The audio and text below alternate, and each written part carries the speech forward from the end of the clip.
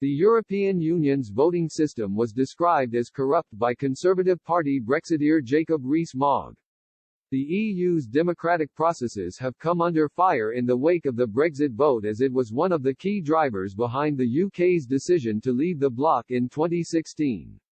The EU's methods, however, have been the source of debate for much longer. UK in a Changing Europe fellows Sarah Hageman and Simon Usherwood highlighted some of these in 2016. They pointed to the fact that the European Council holds many sessions in private, and sometimes only makes some information publicly available.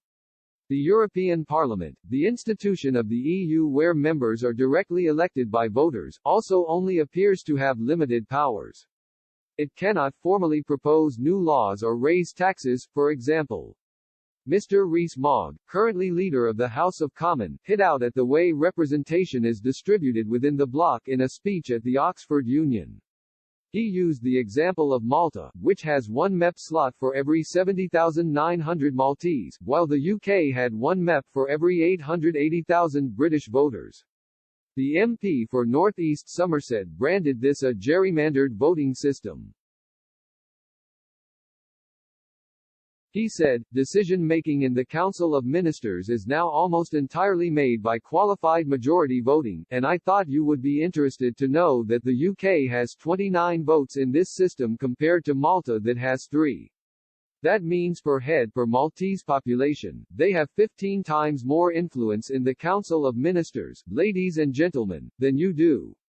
So we are back to rotten boroughs really. Not a bad thing, you may say. When they were abolished, it was said that no more could young people get into Parliament, and as so many of you may be looking for parliamentary careers, you may think we should introduce 1 or 2 at the next election.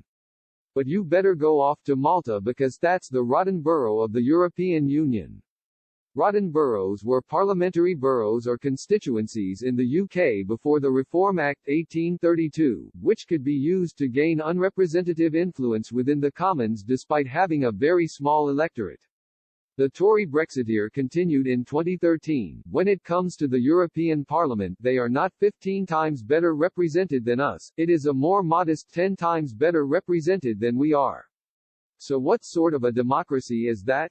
The election of European Commission President Ursula von der Leyen was also plagued by controversy in 2019, when EU leaders dismissed 3 candidates nominated by the European Parliament.